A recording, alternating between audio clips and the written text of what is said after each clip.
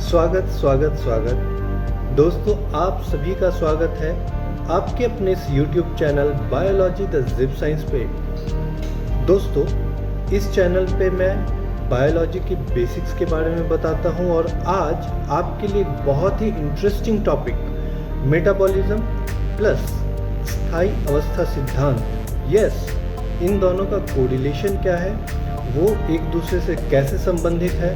तो चलिए आज हम वीडियो में यही सीखते हैं। तो चलिए वीडियो की शुरुआत करते हैं।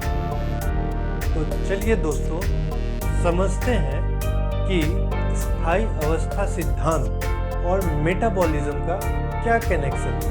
चलिए दोस्तों, इस सर्कल में हम लोग क्या देख रहे हैं कि प्लांट ऑक्सीजन और glucose consumed by human, cellular respiration, CO2 and H2O। ठीक है, क्या है प्रोसेस, क्या है वो हम लोग देखते हैं कि प्लांट CO2 और H2O के साथ वो क्या देगा, ऑक्सीजन और ग्लूकोज, और इस प्रोसेस को हम लोग क्या कहते हैं, फोटोसिंथेसिस। ठीक है, photosynthesis in the presence of what, sunlight. ठीक है, सनलाइट के प्रेजेंस में क्या करेगा कि CO2 प्लांट्स मिला के क्या देगा हमको, ऑक्सीजन और ग्लूकोज। ठीक है, अब ये ऑक्सीजन और ग्लूकोज का कंज्यूम कौन करता है, ह्यूमन। ठीक है, वो कंज्यूम किया और कंज्यूम करने के बाद क्या होता है कि उसके अंदर एक सेलुलर रेस्पिरेशन का प्रोसेस चलता है।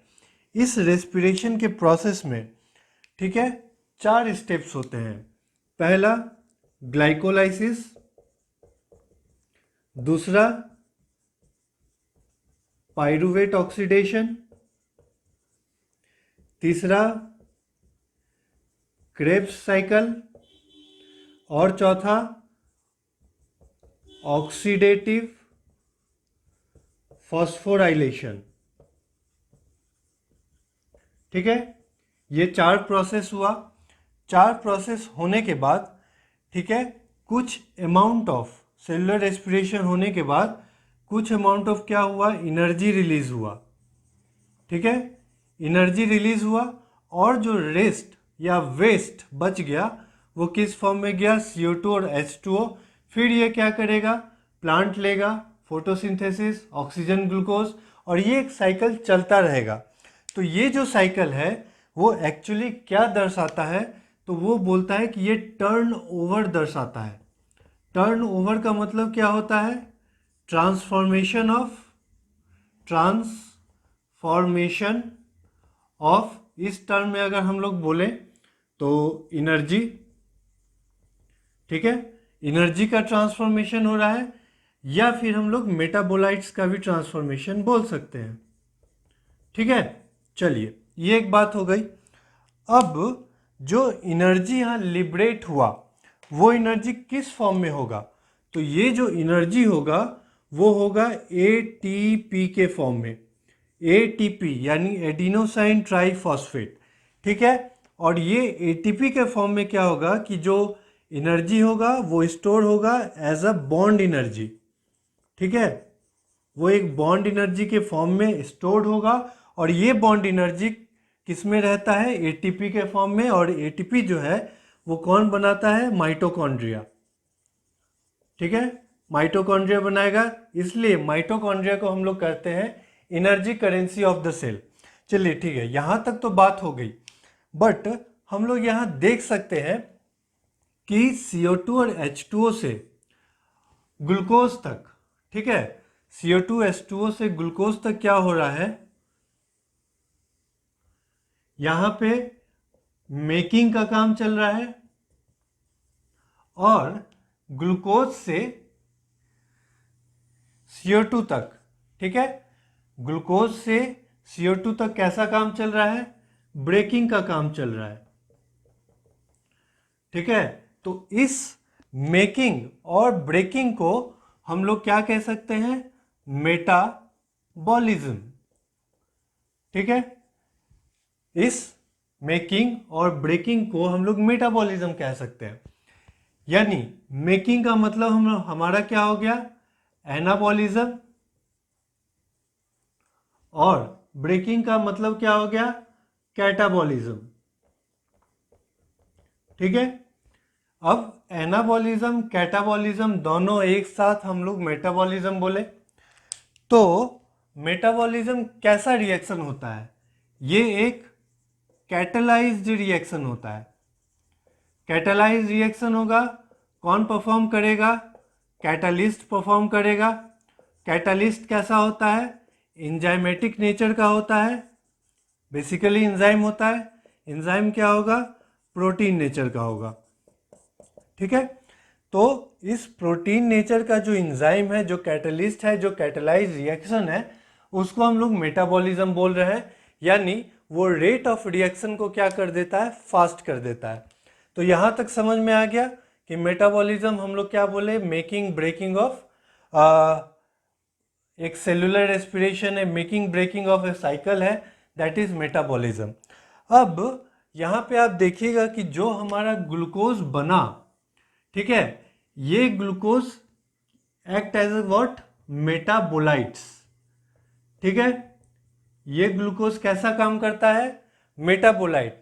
मेटाबोलाइट का जो फॉर्मेशन हुआ वो कैसे हुआ, bye series of many linked reactions. ठीक है, इस ग्लूकोज का फॉर्मेशन एक सीरीज है। ठीक है, ह्यूमन कंज्यूम किया, सेलुलर रेस्पिरेशन हुआ, ये 4 रिएक्शन हुआ, फिर वो ट्रांसफॉर्म हुआ। तो ये मेटाबोलाइट का जो फॉर्मेशन हुआ वो एक सीरीज है लिंक्ड रिएक्शंस का। ठीक है, और यही सीरीज ऑफ लिंक्ड रिएक्शंस जो है वो फॉर्म क्या करता है, बहुत सारे सीरीज ऑफ लिंक्ड रिएक्शन बनाते हैं traffic junction, traffic junction of metabolites. ठीक है, चलिए देखते हैं आगे क्या होता है, ट्रैफिक जंक्शन ऑफ मेटाबोलाइट्स। हम लोगों ने देखा था कि ग्लूकोज हमारा फॉर्म हुआ बाय ट्रांसफॉर्मेशन ऑफ मेटाबोलाइट्स या एनर्जी। तो बहुत सारे ऐसे लिंक्ड रिएक्शंस थे। ठीक है, तो वो लिंक्ड रिएक्शन सीरीज में थे, यानी उस लिंक्ड रिएक्शंस को हम लोग मेटाबॉलिक पाथवे कह सकते हैं। ठीक है, जिसमें एनाबॉलिज्म भी है और कैटाबॉलिज्म भी है। अब वो मेटाबॉलिक पाथवे, जितने भी मेटाबॉलिक पाथवे होंगे टुगेदर, हम उनको क्या बोल सकते हैं, कॉम्प्लेक्स ट्रैफिक जंक्शन फॉर्म करते हैं। तो ये एक तरह का सेल के अंदर कॉम्प्लेक्स ट्रैफिक जंक्शन है। तो इस कॉम्प्लेक्स ट्रैफिक जंक्शन को अगर हम लोग देखेंगे तो फॉर एग्जांपल मानते हैं कि हमारा एक मेटाबोलाइट क्या है, इस जंक्शन, इस मेटाबॉलिक पाथवे में एक मेटाबोलाइट हमारा यहाँ पे है। ठीक है, दूसरा मेटाबोलाइट हमारा कहाँ पे है, यहाँ पे है, और तीसरा मेटाबोलाइट जो है हमारा वो यहाँ पे है। ठीक है, तो 3-4 बातें हैं। पहला बात क्या होगा कि इनका डायरेक्शन जो होगा वो क्या होगा, फिक्स्ड होगा। यानी ये अगर इधर मूव करेंगे तो इधर ही मूव करेंगे, डायरेक्शन फिक्स्ड होगा। और दूसरा, रेट ऑफ मूवमेंट जो होगा, रेट ऑफ मूवमेंट वो क्या होगा, डेफिनिट होगा और कांस्टेंट होगा। ठीक है, रेट ऑफ मूवमेंट डेफिनिट होगा, कांस्टेंट होगा। मतलब क्या है कि अगर ये वाला मेटाबोलाइट जिस स्पीड से यहां पे आएगा, सेम स्पीड से ब्लू मेटाबोलाइट उतना ही डिस्टेंस कवर करेगा, सेम स्पीड से ब्लैक भी क्या होगा, वो उतना ही कवर करेगा। यानी इस तीनों के बीच में जो डिस्टेंस होगा वो हमेशा बराबर होगा। तो बराबर कब होगा, जब उसका स्पीड कांस्टेंट होगा, डायरेक्शन सेम होगा। ठीक है, तब जो मेटाबोलाइट का मूवमेंट है, ठीक है, तो वो हमेशा क्या होगा, डायनामिक होगा, मूविंग कह सकते हैं, डायनामिक मूविंग होगा, और it has a certain metabolic flux. ठीक है, एक मेटाबॉलिक कुछ मेटाबॉलिक फ्लक्स होगा जिसके कारण वो ग्रेजुअली नीचे इधर या फिर साइकिल में मूव करता चलेगा। अब क्या होता है कि ये मेटाबॉलिक फ्लक्स जो है वो मिसहैप नहीं होना चाहिए, ये वेरिएट नहीं करना चाहिए। अगर वो वेरिएट किया मतलब ये साइकिल क्या होगा कि वो बंद हो जाएगा, तो ये वेरिएट नहीं करना चाहिए। अब इस बॉडी कॉन्स्टिट्यूएंट का मेटाबॉलिक फ्लक्स है, एक डेफिनिट है, कांस्टेंट है। यानी अब हम लोग कर सकते हैं कि जो ये हमारा मेटाबॉलिक पाथवे का मेटाबोलाइट्स है, यानी ये एक जो बॉडी कॉन्स्टिट्यूएंट है उसका स्टेट कैसा है, हमेशा डायनामिक है। यानी हम लोग कह सकते हैं कि dynamic state of body constituents, ठीक है। ये हमेशा किस फॉर्म में होना चाहिए, ये हमेशा नॉन इक्विलिब्रियम में होना चाहिए। अगर ये इक्विलिब्रियम में होता है तो क्या होगा कि जो रेट ऑफ ट्रांसफॉर्मेशन है वो रुक जाएगा, ठीक है, वो ट्रांसफॉर्म नहीं होगा, यानी जो बॉडी होगा वो डेड हो जाएगा। तो dynamic state of body constituent non equilibrium में होगा, तो इस कारण नो एनी मिसहैप, कोई भी दिक्कत बॉडी के अंदर नहीं होगी।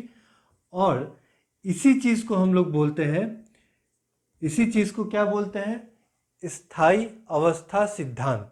मतलब क्या है कि बॉडी का जो अवस्था है वो हमेशा स्थायी होगा, परमानेंट होगा, और वो तभी होगा जब इसका मेटाबोलाइट्स का मूवमेंट का रेट, ठीक है, वो डायनामिक होगा लेकिन कांस्टेंट होना चाहिए। ये बहुत इंपॉर्टेंट है, मूवमेंट डायनामिक होना चाहिए, बट डायनामिक के साथ साथ एक कांस्टेंट रेट ऑफ मूवमेंट होना चाहिए, जिस कारण हमारा बॉडी जो होगा वो वर्क करता रहेगा और हमेशा नॉन इक्विलिब्रियम पोजीशन पे रहेगा, ठीक है। इसके कारण कोई मिसहैप नहीं होगा, यानी बॉडी क्या होगा, अलाइव होगा, जिस चीज़ को हम लोग कहते हैं। और यही जो है, तो ये क्या करता है, डायनामिक स्टीडी स्टेट को बनाए रखता है, डायनामिक स्टीडी स्टेट को बनाए रखता है, जिसको हम लोग बोलते हैं अस्थायी अवस्था सिद्धांत, विच इज डायरेक्टली